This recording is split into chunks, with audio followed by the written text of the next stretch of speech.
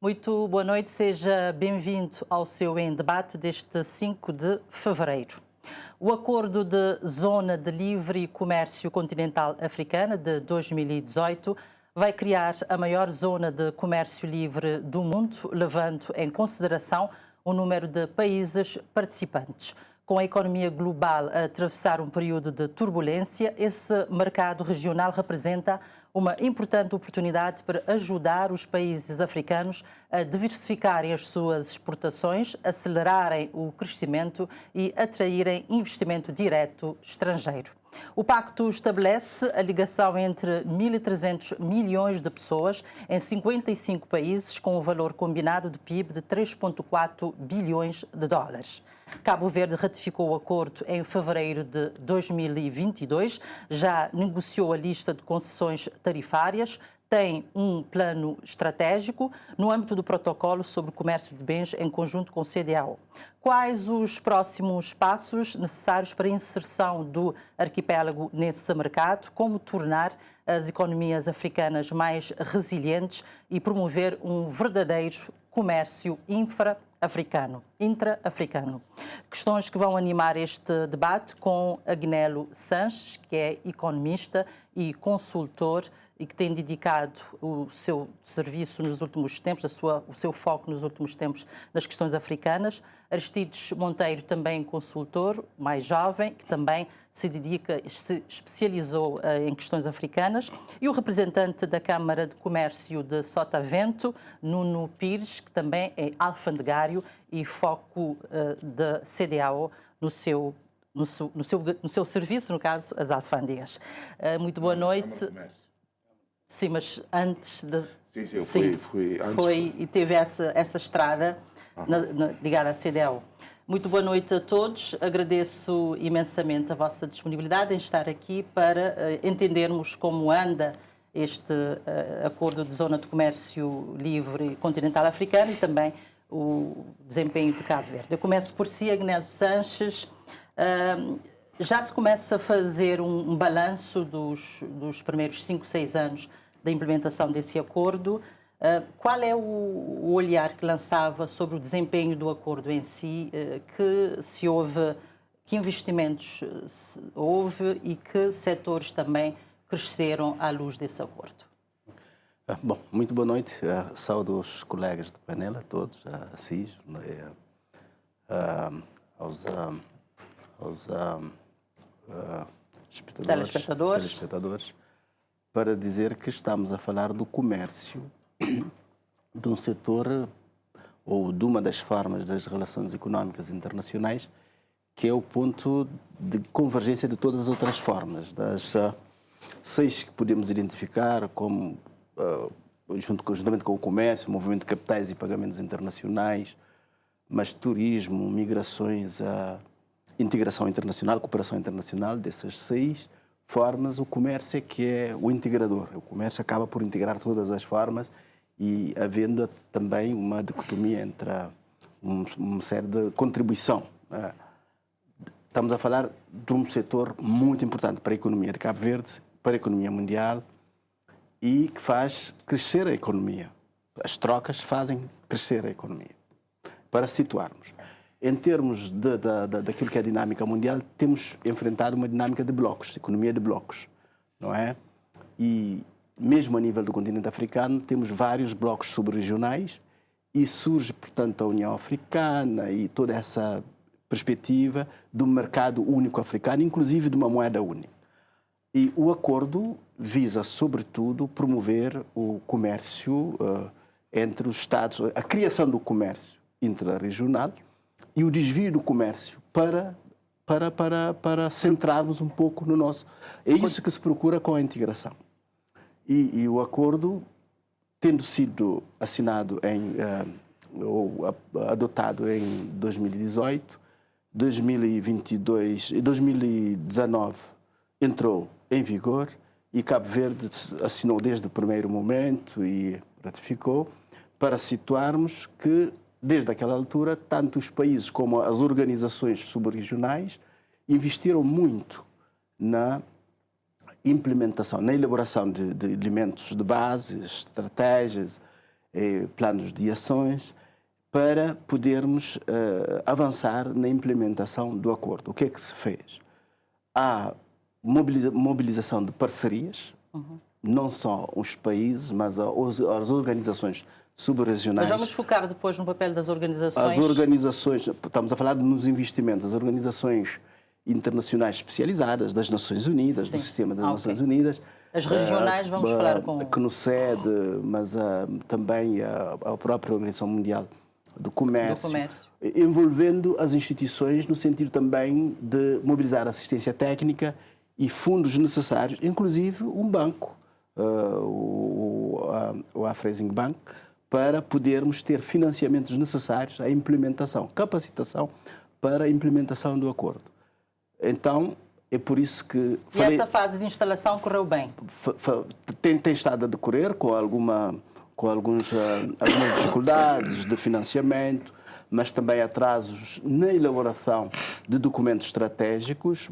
Até este momento há um grande avanço, porque estamos a falar de muitos países, estamos a falar de um número elevado de países que já conseguiram elaborar e aprovar os seus respectivos planos estratégicos. E a nível subregional, somente 3 sub-regiões não estão ainda com os seus respectivos planos estratégicos de implementação. Querendo dizer com isso que, em termos de instrumentos de implementação, já se fez muito. Mas estamos a falar de um continente que tem essas potencialidades, mas o comércio nasce de investimento nas produções de bens e serviços. E há necessidade de um investimento muito forte em direção ao setor privado para poder haver a produção e as infraestruturas de implementação do acordo. Nós vamos entrar nestas questões depois, mais à frente. Mas, então, neste primeiro momento, não podemos fazer um balanço de um aumento de investimento, por pequeno que seja. Quer falar de resultados. Nós estamos a falar de um processo que apenas iniciou. Porque alguns economistas já apontam resultados. Há uma dinâmica emergente com a iniciativa de alguns países e blocos, mas não podemos falar ainda de grandes resultados porque eu falei de processos de implementação que têm que ver com instrumentos de implementação que foram elaborados. Levaram anos. Por exemplo, Cabo Verde elaborou a sua estratégia em 2024, só obteve o produto final em 2025, com a tradução em português, não é? Mas não vamos adiantar. Então, está a ver que a semelhança de outros países, há esse processo. Sim. Vamos ouvir Aristides Monteiro sobre Amílcar. Aristides Monteiro. Mas é Amílcar Aristides. Sobre o perfil de países que estão melhor posicionados no continente para tirarem benefícios mais a curto e médio prazo do acordo. Bom, obrigado pelo convite, antes de mais. Cumprimentar também os colegas do painel e as pessoas lá em casa. Sim, eu gostaria de começar por dizer que o Acordo de Livre Comércio Continental Africano representa uma ruptura com a forma como o desenvolvimento tem sido conduzido em África. Portanto, o comércio, todo o continente africano participa com apenas 3% do comércio mundial, e o comércio intra-africano não ultrapassa os 16%.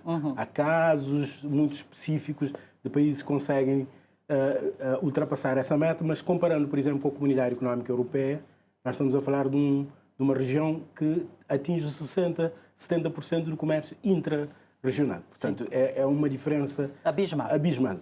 A África também tem ainda N questões que ainda não foram ultrapassadas, que têm a ver com, por exemplo, com os sistemas de logística, com a interoperabilidade de sistemas de pagamento, com questões de língua, fronteira, portanto, que criam uma série de dificuldades. Então, havia os acordos regionais, mas houve necessidade de criar um acordo que facilitasse o comércio entre as regiões.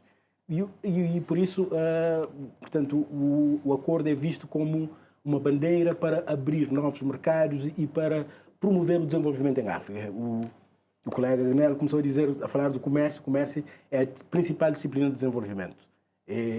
Nós podemos dar a volta, falarmos do turismo, mas chegamos ao comércio. E o comércio exige que haja uma política industrial coerente. Portanto, em Cabo Verde, nós temos uma política comercial que foi abandonada, mas vamos falar de Cabo Verde mais à frente. mais à frente.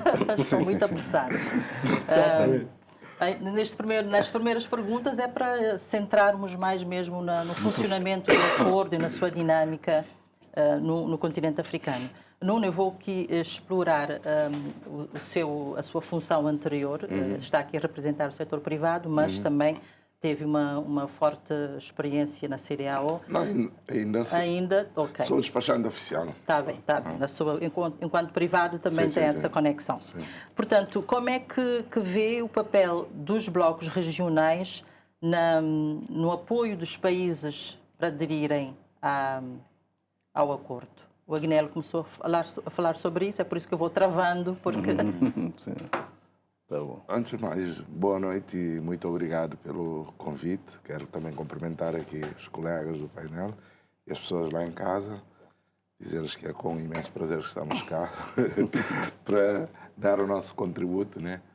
E conforme a senhora disse, sou despachante oficial, também já trabalhei nas alfândegas, sou quadro técnico da Direção-Geral das Alfândegas, hoje DNRE.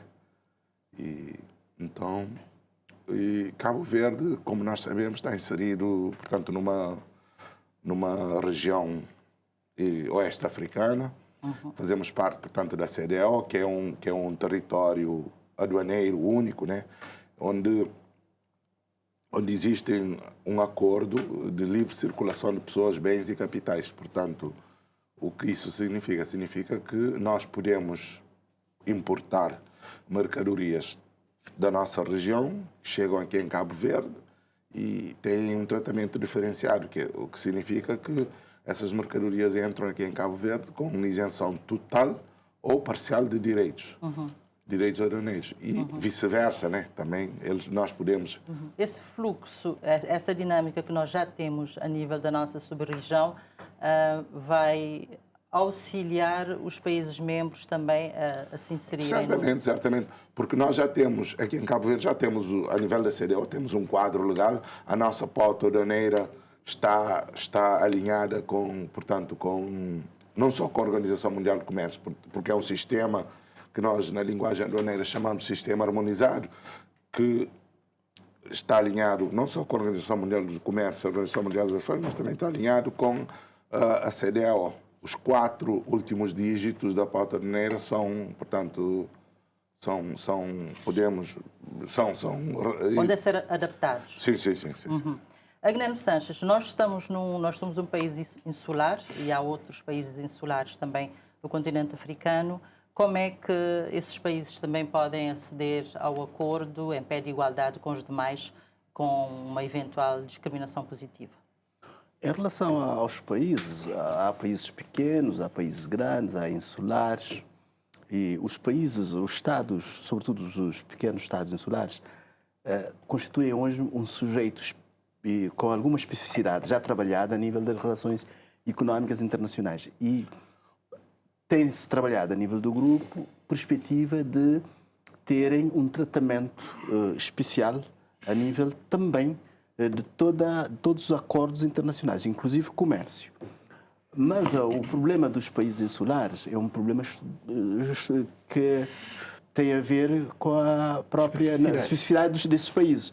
São países que estão distantes dos principais mercados e que têm um custo elevado interno por causa das importações. São países dependentes das importações, mas são países que têm potenciais para terem vantagens competitivas e poderem participar nas cadeias de valores regionais e tirar grandes proveitos, como é o caso de Cabo Verde. O Cabo Verde tem vários elementos que podem potenciar para vantagens competitivas e estar em cadeias de valores regionais que traz vantagens para Cabo Verde. É nessa perspectiva de cadeia de valores que esses países insulares, vejo assim, tirariam maior proveito e funcionando como países que têm uma importância estratégica para a sub-região, para as respectivas sub-regiões. Por exemplo, Cabo Verde é o único país insular da CDAO, estando onde está, com o posicionamento estratégico, poderia ser um grande mercado da CEDEAO, um salão, por exemplo, de serviços do turismo da CEDEAO, sendo também um centro de distribuição de toda a sub-região. Portanto, é essa perspectiva que os pequenos países insulares podem aproveitar e tem-se trabalhado nesse sentido. Nós, a nível da CEDEAO, por exemplo, fala-se de um argumento de especificidade até no que concerne algumas responsabilidades que temos para com a organização. Só que eu, do meu ponto de vista, acho que os argumentos devem ser trabalhados de forma mais coerente, não é? Do ponto de vista que você trabalha argumentos de especificidades não para não ser o Estado. O Estado é sempre membro. Já ouvi até situações de se falarem de territórios ultramares. Nós não somos territórios ultramares, nós somos um Estado. Nós não podemos perder aquilo que é a vantagem de sermos sujeito das relações internacionais de primeira linha. Sim, então, soberania. A especificidade não pode confundir-se com perda do protagonismo que devemos ter. Devemos cumprir com aquilo que devemos para podermos estar sempre de pé.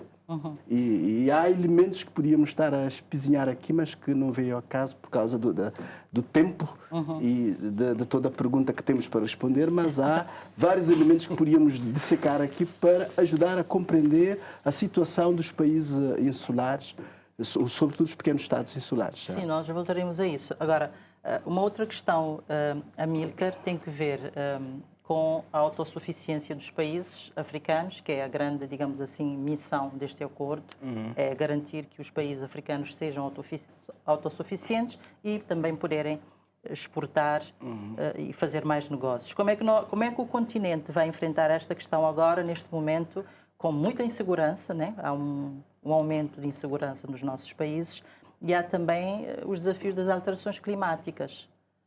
Acha que vai perigar aquilo que são as expectativas desse acordo?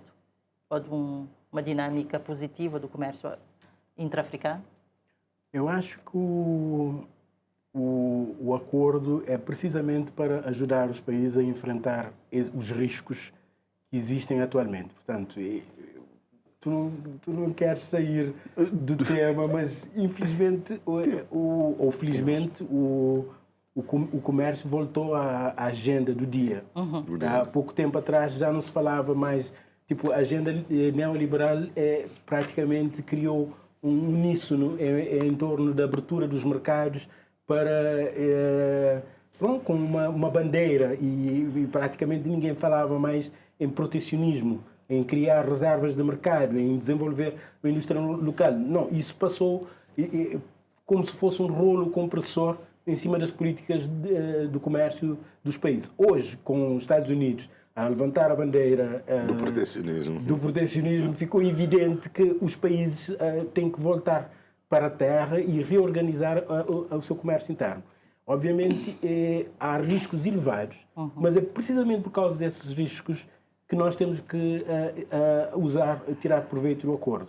Nós, em Cabo Verde, por exemplo, temos uma situação, somos um dos países mais vulneráveis do mundo. E, neste momento, a nossa balança comercial registra uma cobertura de apenas 4,2%. Isso significa, em termos numéricos, nós estamos a importar anualmente 1,5 bilhões de euros por ano. E exportamos apenas 50 milhões.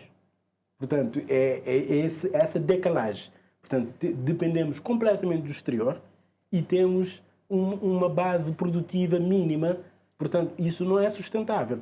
Portanto, é uma questão que tinha que estar na ordem do dia. Como nós mitigamos essa questão? Repara, uma das questões que foi colocada há dias no seminário do Ecobank foi o presidente da Câmara de Comércio a perguntar por que é que nós importamos alimentos da Europa. Por que é que nós não importamos diretamente? Senegal aqui perto. Não justifica. Atualmente estamos a importar cimento do Senegal. E isso cria, portanto, baixa o custo e cria, portanto, oportunidades para todos. Portanto, eu creio que nós, em Cabo Verde, temos uma grande falha em começar a implementar uma estratégia e depois ignorá-la, os mecanismos Então, nós hoje em Cabo Verde, se nós não temos um horizonte muito claro sobre a perspectiva global, como é que vai evoluir nos próximos tempos. E vendo os números do comércio, ok, há uma diversificação. Há o início de exportação de brita, há a exportação para a Gâmbia, a importação do Senegal, mas isso ainda é muito residual. Nós estamos a falar de 1% ainda do comércio intra-africano. Portanto, para chegarmos numa faixa de 10%, que é o que já está a acontecer a nível da comunidade, nós temos que exportar muito mais para a região. E aí nós tínhamos que falar de estabelecer cadeias de valor de base regional. Em vez de importarmos via Europa, passarmos a importar diretamente e alimentarmos a atividade, por exemplo, hoteleira, com produtos transformados em Cabo Verde, mas que a matéria-prima, vendo aspectos práticos do acordo, seria isso. Nós montarmos cadeias de valor de base regional, onde a matéria-prima era importada da região, transformada em Cabo Verde, gerando emprego e abastecendo os hotéis. E isso seria uma base mais sustentável da que temos agora e podia criar, digamos, mais atrativos para a dinâmica com o continente. E Nuno Pires poderia também nos elucidar aqui qual é a nossa balança comercial com a sub-região, o que é que estamos a importar e a exportar neste momento? Formalmente, é isso que o Assis acabou de dizer. Formalmente, que nós tínhamos conhecimento, estamos a importar, portanto, cimento do Senegal, mas no comércio informal temos pessoas que trazem mariscos, pescado e tecido, artesanato, que é o comércio informal. Agora, o que nós, e conforme o Arciso disse, Cabo Verde tem que ter uma estratégia bem definida, porque nós se importarmos, por exemplo, daqui do Senegal, géneros alimentícios, mariscos e aquilo que habitualmente trazemos, carnes, que habitualmente trazemos da Europa, do Brasil, entra aqui em Cabo Verde, é mais barato, fica-nos mais barato. E depois são produtos que entram aqui mais barato, porque o custo do transporte é menor. Um barco daqui, do Senegal para aqui, acho que é um dia, né? Portanto, são produtos que nós poderíamos... É um dia. Sim, o custo do transporte é menor. E depois são produtos que entram aqui com isenção de direitos, está a perceber? E por isso que é muito mais vantajoso para nós. E sobretudo para abastecermos os nossos hotéis e que temos... Mas aí é que está. O comércio não é só comércio de bens. O comércio também envolve política de investimento, envolve a política de recursos humanos, ou de formação de mão de obra. É um todo. Se nós vermos... Nós, por exemplo, já acho que já há uma iniciativa também de importação de marisco, camarão, que eu vi há dias. São produtos, portanto, são produtos originários da CDAO que, ao chegarem aqui em Cabo Verde, basta trazer o certificado de sanidade, o certificado de origem, entram aqui com isenção de direitos. Portanto, ficam muito mais para... E temos também algum comércio com outras regiões africanas, para além da CDAO? Que eu saiba... Acho que não... Nós importamos. Na Estratégia Nacional de Implementação da Zona está lá alguma coisa em relação... Combustível, também importamos combustível, sobretudo porque eu, quando trabalhava no SAL, o jet que abastece os aviões vinha de uma refinaria na Costa do Marfim. Não, nós pontualmente temos alguma, por exemplo, em 2023, ou se não sou erro, em 2023, 2022, tivemos uma grande importação de combustível do Togo. Esporadicamente houve uma crise e tivemos uma grande importação, aparece na nossa balança comercial. Mas nós, para completar um pouco essa questão, nós estamos também a ter o inverso. Estamos a exportar. Exato. Temos pelo menos 16 ou 15, se não estou em erro, de acordo com os dados do Ministério da Indústria, Comércio e Energia, temos já no quadro do esquema de liberação comercial com a CDAO, temos empresas registradas acima de 11, se a memória não me falha, 13 ou 14 já, que as pedreiras temos 4 já, e temos a farmacêuticas, temos empresas a água. Então, no sentido inverso, também estamos a ter. Também indústria farmacêutica. Mas essa perspectiva de desenvolvimento do comércio com a sub-região... As 9 empresas por aí. requer Nós, outro a aspecto. nível da CDO, temos, conforme o Dr. Agnello disse, temos um esquema de livre troca comercial, que é o documento que define como é que as empresas que querem fazer importação ou exportação de ou para a CDO devem proceder. Portanto, e é um acordo que é implementado sem constrangimentos ou os privados enfrentam algum desafio? Sempre. Não, você tem. A CDL, quantos países tem? Não sei, não me lembro. Agora somos agora 15, mas já não vocês somos têm somos 15 12. países. Saíram Temos, os três. Agora Saíram os temos três, o grupo. Níger, Mali e Burkina. nós, por acaso, e eu faço parte também da Comissão de Facilitação do Comércio, tanto a nível nacional como da CDL. Ok. E temos, nas reuniões que temos, um dos aspectos que batalhamos e ouvimos muitas reclamações são aspectos, aquilo que na linguagem aduaneira chamamos de as barreiras não tarifárias. São as burocracias. Sim. E, É disso que os empresários queixam. sim. E burocracias. Eu já tive a oportunidade Nós de aqui em Cabo Verde, imagina, temos ainda aspectos que... Porque nós aqui em Cabo Verde, o que estamos a trabalhar é na implementação de uma janela única para importações. Portanto, todas as entidades que intervêm no processo de importação e exportação passarão a ter... a estar e, portanto, passarão a interagir, Estar integrados. a interagir com os operadores económicos através da janela única. Mas ainda temos, já fizemos alguns avanços, mas ainda há um caminho a andar. há um caminho para a sua implementação.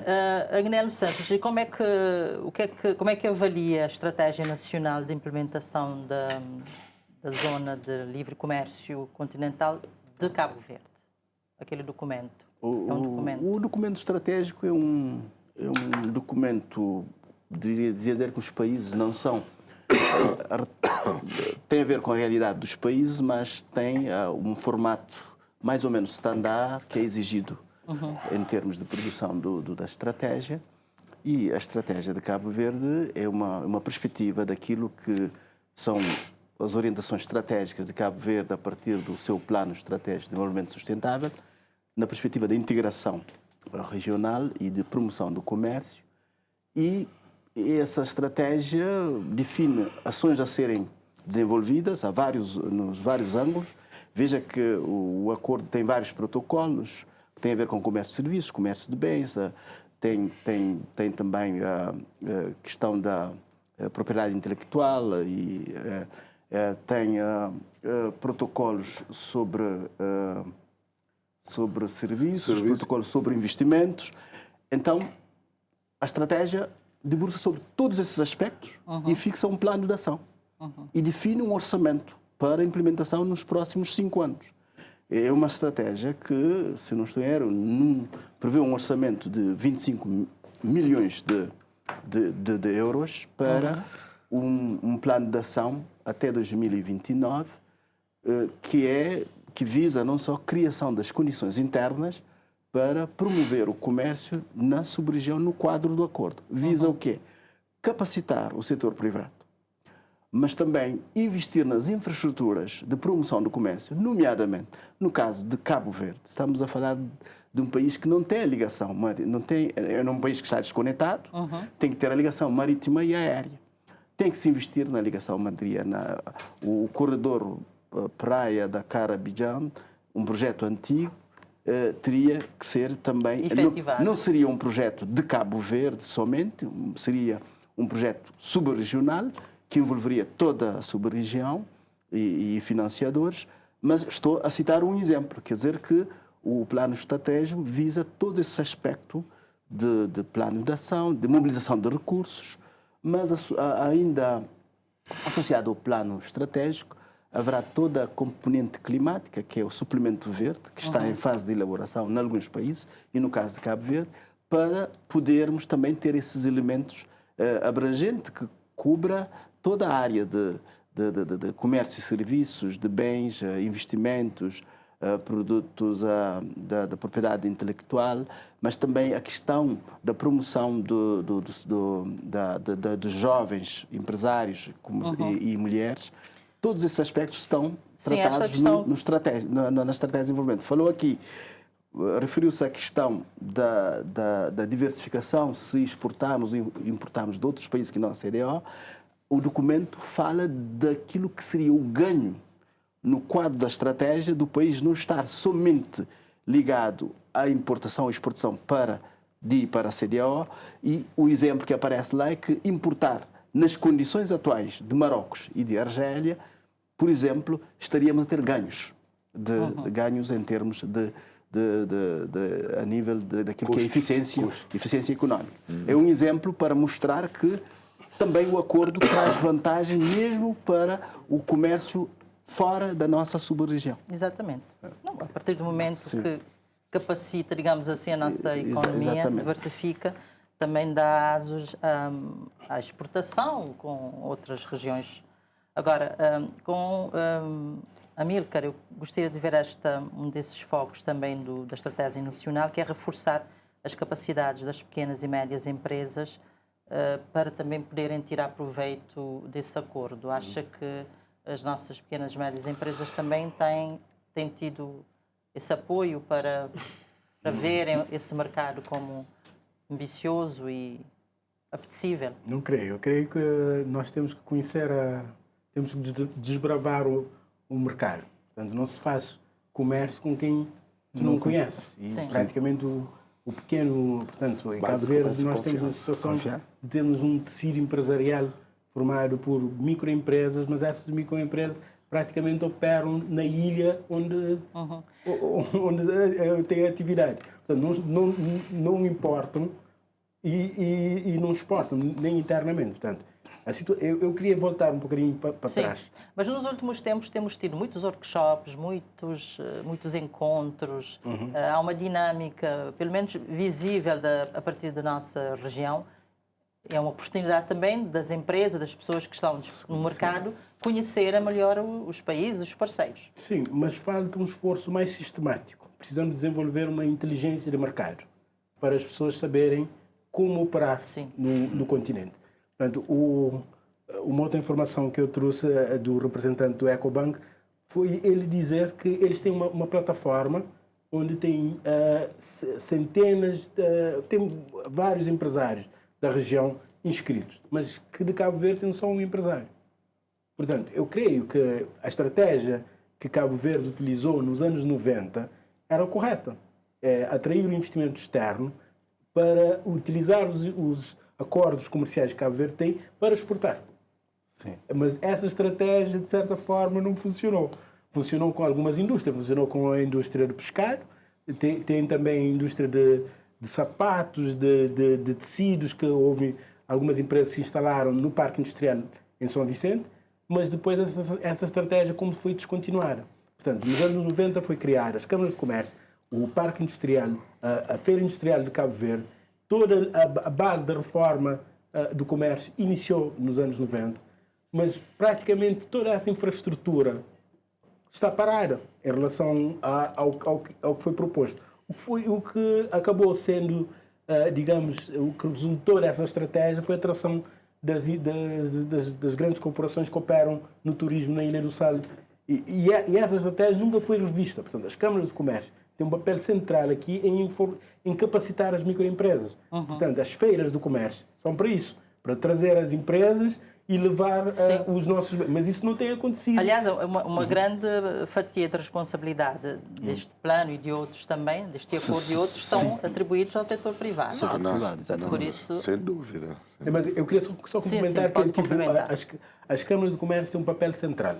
Mas as câmaras de comércio foram organizadas... Temos 3 câmaras de comércio, praticamente, e temos o Conselho Superior das Câmaras de Comércio.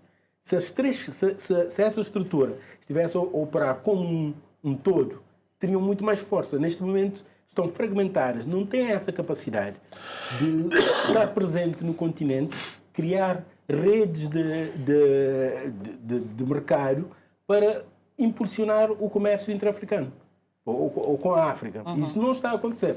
Então eu vejo que é muito ténue as iniciativas que têm acontecido, porque de facto não abrem mercado. O que temos é um comércio, como nos disse, informal e, portanto, micro, que vem em pequenas embalagens e, portanto, nem conta na estatística. Se nós quisermos aumentar a escala, temos que desenvolver um sistema de inteligência de mercado que tem a colaboração do Ministério do Negócio Estrangeiro. Portanto, que as embaixadas funcionavam antes, falou-se nisso, Diplomacia económica. de ter uma diplomacia económica. Mas essa diplomacia económica tem que funcionar diretamente junto aos empresários. E as câmaras de comércio têm esse papel, não é? A entidade que está mais vocacionada para fazer isso. Mas para isso tem que haver uma parceria mais forte entre o governo e as câmaras de comércio para poder abrir o mercado. Mas, de qualquer forma, ainda a Câmara de Comércio tem essa responsabilidade. Não, nós temos e assumimos-la por inteiro. E nós fazemos parte das organizações regionais de Câmara de Comércio, do setor privado. Conforme eu tinha dito, eu pessoalmente represento o setor privado nacional na Comissão de Facilitação do Comércio na CEDEAO e, portanto, participo nas reuniões e damos os nossos contributos, apesar de termos ainda um comércio incipiente com os nossos vizinhos. Acho que a Câmara de Comércio... Agora, também acho que isso deve ser uma estratégia nacional. E também que nos deem os meios para nós fazermos bem aquilo que... Mas a estratégia que nós temos neste momento, como é que avalia? Acha que são estratégias que precisam ser incrementadas? Que não são... Eu acho que a nível do quadro legal institucional, acho Sim, que está tudo. em tudo. Já se criou a Comissão Nacional de Facilitação do Comércio, que é um grande passo que já se deu. Foi implementado em 2025 através da resolução número 12 de 2025, 19 de fevereiro, e a resolução define, portanto, as competências da Comissão Nacional de Comércio, e uma das competências, aqui no artigo 5º, a linha B, que é contribuir para a definição dos objetivos da política comercial nacional e das negociações comerciais, nomeadamente regionais, CEDEAO e Zona de Comércio Livre em África, internacionais com a OMC. Portanto, acho que com a criação da Comissão Nacional de Comércio, já temos um órgão apropriado para levar a cabo, conjuntamente com o governo e o setor privado, né? Porque nós também temos... Até para dinamizar também as Sem zonas dúvida, económicas que sem são dúvida. criadas e que Sim. depois não se percebe bem o que Sem dúvida. E cada um faz. até porque a própria Comissão Nacional de Facilitação tem os seus comitês técnicos. Portanto, tem o Comitê Nacional para a Facilitação do Comércio, tem o Comitê Nacional para a Implementação da Zona de Comércio Livre em África, e um dos comitês que portanto, os instrumentos fundantes daquilo que é política, nós já temos. Sim. Agora é ver também a conexão entre os serviços, as instituições. O que eu acho que a nossa inserção, fazer aumentar o comércio com a África, passa sobretudo para termos um consenso nacional, vermos isso como algo estratégico e relevante para o país, porque, quer dizer, não faz sentido nós estarmos a importar da Europa ou da América quando temos aqui produtos idênticos e que nos podem, quer dizer, que chegam aqui em Cabo Verde, também de qualidade, que chegam aqui, quer dizer, ao menor custo. Daí que também nós devemos ver, portanto, aqui a CEDEAO como porque nós, aqui em Cabo Verde, aquilo que os economistas dizem, não temos escala, não temos população, e os nossos pequenos, os nossos profissionais liberais também devem apostar aqui. Agneto Sanches, um dos focos também nesse acordo é, nas economias menos diversificadas, vê-se a agricultura como uma alternativa de fomento de produtividade para exportação. Acha que Cabo Verde pode entrar nessa lista de um país passível a exportar produtos agrícolas com mais... Se calhar, antes de entrar, não vou esquecer, Sim, vou atacar, era para complementar, estou de acordo com aquilo que dizem os colegas sobre o setor privado. Nós investimos muito no setor privado, no passado. Depois houve a descontinuidade. E o setor privado pode ser um parceiro muito forte do governo na promoção da economia de Cabo Verde e do comércio nessa integração. Mas tem que se investir no setor privado. Tem que haver mais investimento. O plano estratégico prevê investimentos importantes na capacitação do setor privado para a promoção do comércio. Mas essa capacitação não tem que ser desperdiçada. Porque não vale a pena você capacitar o setor privado, que tem quadros, tem competências, as câmaras de comércio estão organizadas, tem competências internas. Os colegas sabem, foram também dirigentes de câmaras de comércio. Mas nós estamos com multiplicidade de agências, de setores de enquadramento, de promoção, e podíamos comprimir e concentrar numa parceria muito forte com o setor privado. Porque há instituições públicas que consomem muito recurso, mas não têm muito, em termos de eficiência económica, não estamos a ter ganhos. Temos que investir seriamente no setor privado, na sua capacitação, e temos que investir nas infraestruturas de integração para apoiar o setor privado. Muitas vezes nós temos estruturas públicas que acham que investir no setor privado é dar ao privado dinheiro. Não. É investir e temos retorno económico certo. Não é dar dinheiro, é o quê? É investir, não é? Estruturas integradas. Portanto, nós estamos a investir para ter retornos em termos de eficiência económica. Promoção de emprego, criação de negócio, crescimento económico. São esses indicadores que estamos a ter. Muitas vezes as pessoas querem ter resultados. Não. A governação é pelo impacto. Uma vez perguntaram-me, mas vale a pena gastar tanto dinheiro num investimento que não tem esse retorno? Mas qual é o retorno que o senhor estaria à espera? Não estaria à espera desse montante. Você não tem esse montante nunca. Você tem emprego, tem rendimentos futuros, tem impacto em toda a economia. É isso que nós avaliamos como impacto do investimento. Inovação.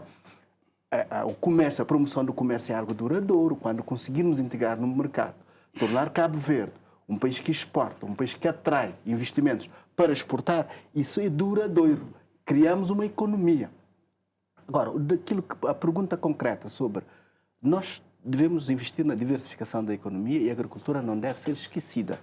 Nós, apesar de produzirmos muito pouco e termos uma superfície arável útil muito diminuta, temos hoje outras alternativas de investir na agricultura.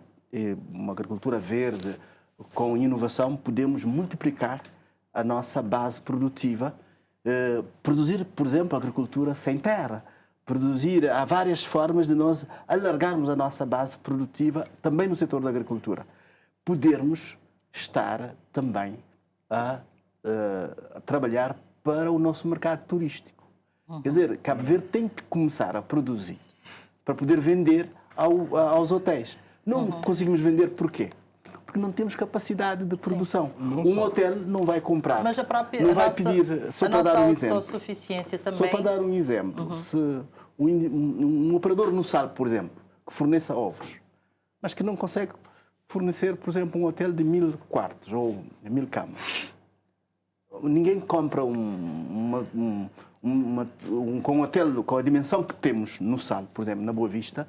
Ninguém compra no nosso mercado porque os nossos produtores não têm dimensão de poder, por exemplo, disponibilizar garopa, por exemplo, no mercado, ou então atum num hotel, porque você não vai servir um turista uma garopa e o outro chicharo, não é? Um chicharo. Portanto, tem que haver essa dimensão para podermos vender. Qualidade. Tem que haver qualidade. Tem que haver toda uma regulação no sentido de promover isto tudo. Portanto, são esses os investimentos que estão previstos no plano estratégico e que darão uma outra capacidade ao país e uma outra dinâmica nessa perspectiva de promoção do comércio. Mas não podemos, sim, esquecer os setores como a agricultura, a pesca. Por que nós exploramos a pesca? Por que não? Nós hoje, as nossas produtoras de São Vicente e São Nicolau importam peixe da zona do continente para transformação. Porque não temos matéria-prima. Eles não conseguem, essas duas unidades que estão no norte, não conseguem satisfazer os pedidos que têm, porque não há matéria-prima no mercado. E tem que importar. Quando podemos investir? Por que não investimos na pesca? E não temos mão de obra, porque estamos a perder mão de obra. Por exemplo, São Nicolau perdeu durante o ano transato quase todos os quadros que foram preparados foram para os Açores. E não podemos continuar assim e querer estar a desenvolver. Temos que trabalhar mais na promoção do setor privado e na dinamização do mercado, agir sobre também medidas de compatibilização da economia porque nós estamos numa economia global, dependemos de outros mercados, nós importamos quase tudo da Europa e importamos preços, e aqui temos um rendimento muito baixo para sermos competitivos. Sim. E as pessoas saem daqui à procura num círculo. Portanto, as pessoas saem daqui à procura de rendimentos, porque o nosso rendimento é muito baixo. Sobretudo para as camadas de rendimentos mais baixos. O salário mínimo é muito baixo. É incompatível com aquilo que queremos para Cabo Verde. Sim, vamos Temos preços extremamente elevados por causa da pressão dos turistas. Nós somos um país de diáspora. A diáspora também tem impacto a nível dos preços. Nós importamos da Europa, um mercado alto, com um preço elevado, e temos um nível salarial muito baixo. Baixíssimo. Eu não sei se a Amílcar gostaria de acrescentar alguma coisa em relação à agricultura. Sim. Na verdade... Eu sei que é um tema caro para si. Não, é que nós temos que romper com a lógica de o ovo ou a galinha, em primeiro lugar. Na verdade, quando eu falei de inteligência de mercado, falei também na questão de montagem de cadeias de valor. Quando tu montas uma cadeia de valor, portanto, fazes o processo inverso. Portanto, quantos ovos é que se consome no sal? Sim. A partir daí tens a demanda. Então, se tens a demanda, depois podes produzir porque há uma demanda. Portanto, essa é a lógica que nós temos que implementar, é estabelecer qual é que é o volume de produção necessário para abastecer os mercados, seja qualquer mercado. E a partir daí montar uma lógica de produção para abastecer esses mercados. Isso parece-me que não tem acontecido. Nós temos falado em cadeias de valor internas e cadeias de valor de base regional, mas não tem acontecido. Portanto, eu recentemente estive no fogo a constatar que o fogo produz de tudo. Há um know-how para produzir doce, para produzir queijo, há um conhecimento natural da população para produzir esses produtos. Mas para esses produtos saírem do fogo e chegarem ao mercado turístico, tem que haver uma lógica de mercado. Não pode ser um produto portanto, o leite é ordenhado no curral e depois é transportado. Portanto, isso não vai funcionar. Para isso funcionar, tem que ser uma lógica de produção industrial. E isso exige uma reconfiguração dos produtores, uma outra lógica de funcionamento dos produtores. Não tem acontecido. No fogo, até agora, temos uma cooperativa, não é? E temos uma empresa familiar que tem uma estrutura de produção de queijo e que tem abastecido o mercado e tem chegado ao mercado do sal e da Boa Vista. Essa é a lógica das cadeias de valor.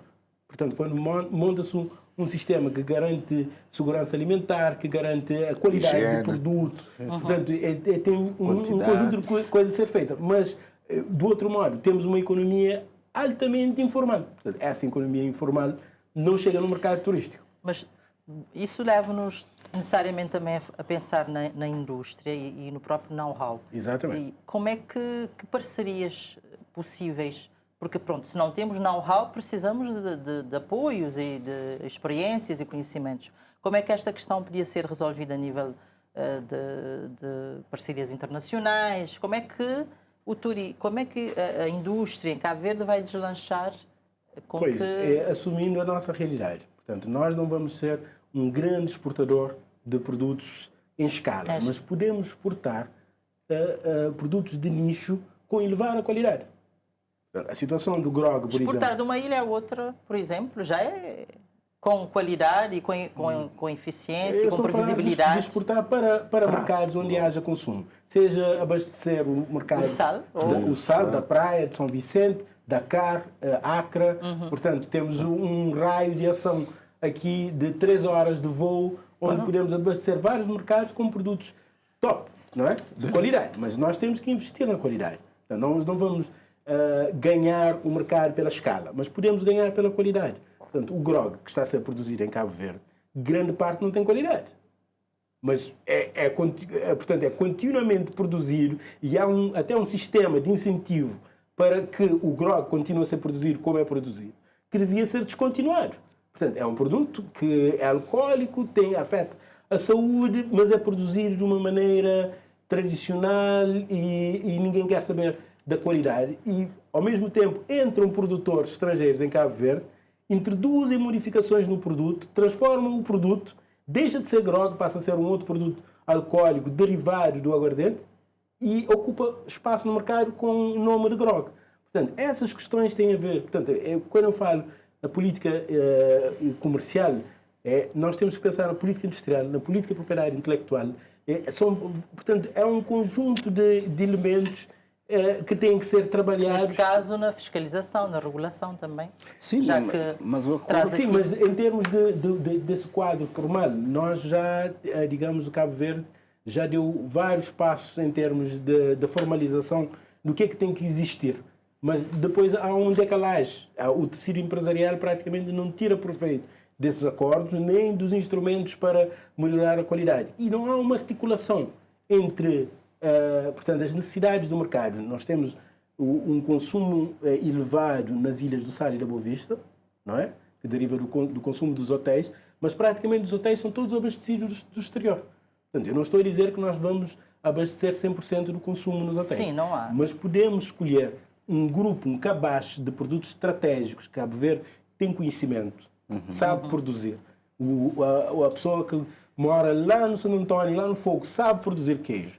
E, portanto, aproveitar esse know-how para elevar agora a qualidade e depois agora aumentar gradualmente a escala e, portanto, ter os hotéis a consumir cada vez mais produtos produzidos em Cabo Verde. E isso gera riqueza, portanto, tira as pessoas da pobreza e, portanto, cria uma mecânica, portanto, influencia positivamente a economia.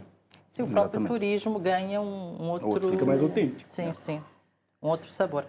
Bom, eu tinha uma questão aqui em relação ao digital para o Amílcar, ainda dentro do acordo, que é o nosso tema-chave, né, aqui.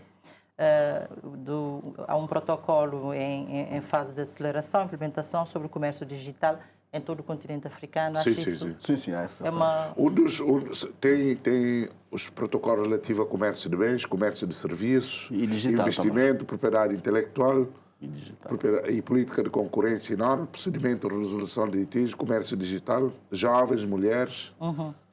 Agora, esse comércio digital aí, curiosamente, pela área da especialidade do Amílcar, acho... Não, eu queria dizer que há um potencial, não é? Um potencial de transformar Cabo Verde num hub de serviços, de prestação de serviços nessa escala.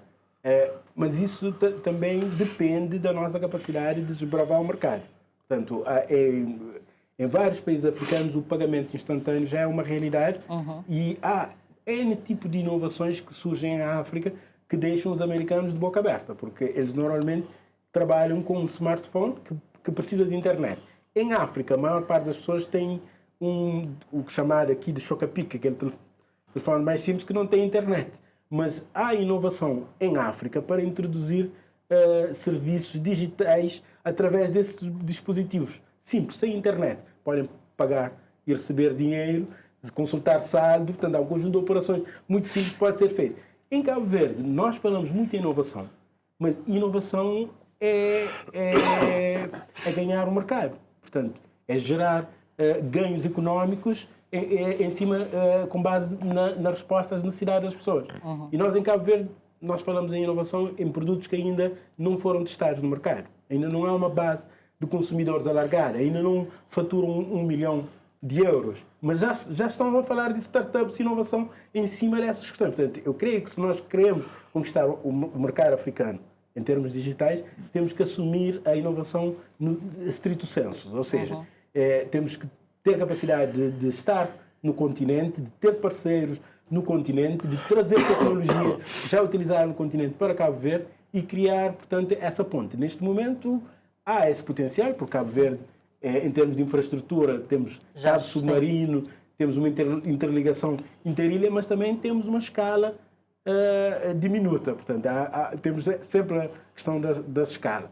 Portanto, eu creio que há um potencial em Cabo Verde, principalmente em termos de recursos humanos, para aproveitar o potencial africano, mas precisamos também dessa inteligência de mercado para desbravar o Até há dias, num outro programa que fizemos aqui, em que estávamos a discutir sobre os desafios da integração, viu-se o digital também como um acelerador da própria integração de Cabo Verde na sub-região. Exato. Através de vários serviços, de intercâmbios das startups, etc., mas como um meio de estarmos na nossa região natural. Era natural que nós participemos, por exemplo, no Web Summit, mas também que participemos mais nas atividades, portanto, no desenvolvimento dos polos tecnológicos que estão a acontecer da Nigéria a Cabo Verde. Exatamente. Até para termos muito mais legitimidade, lugar de fala, quando vamos lá fora e falamos em nome da África, né? Para estarmos a abarcar aquilo que se faz no continente africano.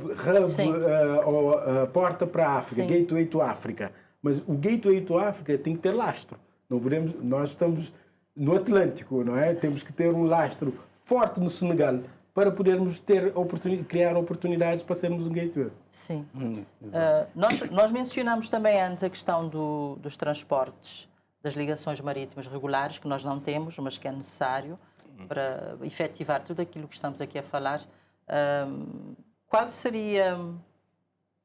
Como resolver esse desafio a médio prazo? Bom, que nós sabemos, existe um projeto de, não sei, de momento em concreto, não sei dizer. Aquele corredor. A Praia da Abidjan. Mas aí seria uma iniciativa não só de Cabo Verde, era a Praia da Abidjan mesmo. É um privado, que está a dinamizar. Até nos pediram informação para saber e a taxa que os navios pagam aqui em Cabo Verde para matrícula, mas desde aquela altura não...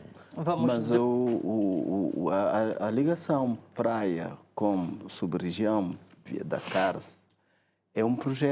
são projetos antigos. A Holanda predispôs-se a financiar um projeto há alguns anos que não chegou a ser concretizado, mas há o projeto Sea-Link, que é um projeto antigo também, trabalhado no quadro da CDO, mas que envolve outras sub-regiões. Sea-Link, até Cabo Verde participou em várias discussões, havendo participação de representantes do Cabo Verde, do Inapor. Eu participei no projeto como consultor. Sea-Link era numa perspectiva de ligação marítima da praia da Abidjan. Mas pronto, mas há toda essa preocupação também a nível da CDO. É um projeto da CDO de ligação, porque não seria um projeto só de Cabo Verde, é um projeto da Comissão Regional. Só assim Cabo Verde poderá beneficiar melhor de uma integração. Porque Cabo Verde tem que ter uma estratégia clara do que quer da CDAO e poder propor também e negociar com a CDAO melhores projetos de infraestruturas de integração. E uma delas é a ligação marítima. São estas estratégias claras também que vão incentivar o próprio avanço do projeto. Margarida, sem troca comercial, sem livre circulação de pessoas, bens e capitais, não há integração. Exatamente. Então vamos terminar agora com uma questão que temos que aqui falar, que é o papel dos bancos. O que é que os nossos bancos, como é que os nossos bancos atuam na promoção do setor privado, desse nicho que se quer incentivar para inserir no mercado, as pequenas e médias empresas? Em matéria da banca, nós temos que ver que nós em Cabo Verde, já disse e volto a repetir, tivemos até algum momento, com alguma exceção, bancos de retalho, comerciais. Não temos tido banco de investimento. Agora há 2 bancos que estão a posicionar, caminhar nessa perspectiva, mas não temos dimensão para financiar projetos dessa natureza. Não? Projetos de grandes... Não me refiro a esta questão das ligações marítimas, mas do próprio... Mas a banca é fundamental para acompanhar a implementação do plano estratégico e apoiar, ser um instrumento de implementação da política do Estado, política do governo, nessa perspectiva. O que há em Cabo Verde é que o governo tem políticas, veja o que aconteceu com o ecossistema de financiamento. O que acontece? As políticas são boas, há a estrutura de implementação e os bancos aderem numa primeira fase, mas depois retiram-se. Ou então nunca aderem de uma 100%. Forma 100%. Porque os bancos são bancos privados e que não se engajam firmemente na implementação de políticas do governo. Fazem protocolos, cumprem às vezes não cumprem. Um país como Cabo Verde devia ter um banco de desenvolvimento. Um banco de desenvolvimento seria um instrumento de implementação da política do Estado. O Estado tem políticas que às vezes... veja, a França, que é um país com algum grau de desenvolvimento, de economia privada, mesmo atividade seguradora, para setores que as seguradoras tradicionais não cobrem, ou cobrem com alguma dificuldade, agricultura, alto risco, o Estado cobre diretamente. Nós estamos perto aqui de Portugal. Tem o banqueiro do Estado. Em Portugal é a Caixa Geral de Depósito, é o Banco do Estado. Nós pegamos nessa história de medo de sermos conotados contra as privatizações, mas o setor público tem que ter um papel fundamental onde o setor privado não pode ter esse papel. É por isso que se criaram instituições ou empresas lá onde o setor privado não pode, não está presente, para depois vender. Mas temos que ter essa iniciativa. Nós temos que ter um Estado que tenha instrumentos completos para a implementação de políticas. Você faz políticas, quer promover o setor privado, mas não tem um banco que acompanhe. Não tem, portanto, temos agora um mercado não quer correr riscos, com mas 8 ou 7 bancos comerciais que financiam, mas financiam pequenas e médias empresas e há um mercado muito conservador em termos de financiamento ao setor privado. Porque a avaliação de risco é feita, veja que você paga, você não só tem a garantia do Estado, de 80%, mas os bancos exigem ainda a garantia real. Eu queria só dizer a Margarida que fizeste muito bem em ter convidado, ter aberto um programa para falar do comércio. Mas eu creio que este é um tema que exige muito mais debate, porque há N questões que tocamos de leve, por exemplo, essa questão do Comitê de Facilitação do Comércio e o diálogo que pode ser gerado, porque há muitas questões que afetam, portanto, tem a ver com a qualidade do que é importante. Sim, Comissão Nacional do Comércio, mas ainda é uma comissão nova. Não, tem a Comissão Nacional do Comércio e tem o Comitê de Facilitação do Comércio. Sim, portanto, as duas coisas.